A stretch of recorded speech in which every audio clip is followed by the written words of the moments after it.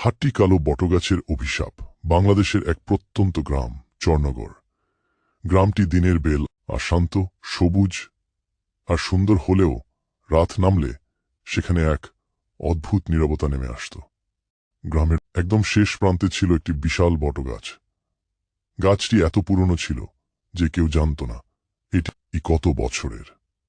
গ্রামের বয়স্করা বলতো সূর্য ডোবার পর ওই গাছের কাছে যাওয়া নিষেধ, কারণ সেখানে বাস করে এক অশরীরী আত্মা।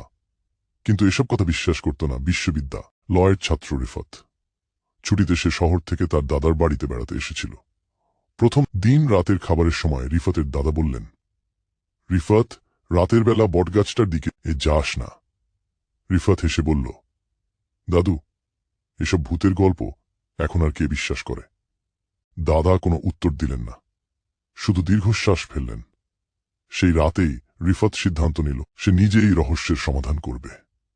রাত 12টার দিকে সে টর্চ আর মোবাইল নিয়ে বের হয়ে পড়ল। চারদিকে ঘন অন্ধকার, দূরে ঝিঁঝি পোকার ডাক। বটগাছের কাছে পৌঁছতেই তার মনে হলো বাতাস হঠাৎ ঠান্ডা হয়ে গেছে। টর্চের আলো ফেলতেই সে দেখল গাছের শিকড়গুলো মাটির ওপর সাপের মতো ছড়িয়ে আছে। ঠিক তখনই খিলখিল করে হাসির শব্দ। রিফাত থমকে দাঁড়াল। আওয়াজটা যেন গাছের ওপর থেকে আসছে। সে আলো ফেলল, কিছুই নেই। হয়তো কোনো পাখি, নিজেকে বোঝাল সে।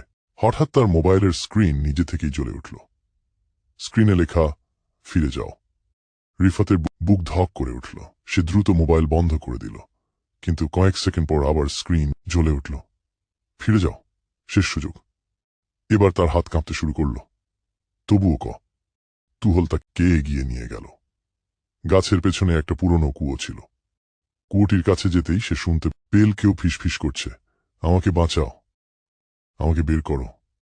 রিফাত টর্চের আলো কুয়োর ভেতর ফেলল। নিচে শুধু অন্ধকার, কিন্তু অন্ধকারের গভীরে যেন দুটো সাদা চোখ জ্বলছে। হঠাৎ সেই চোখ দুটো ওপরে তাকাল। রিফাত পিছিয়ে গেল।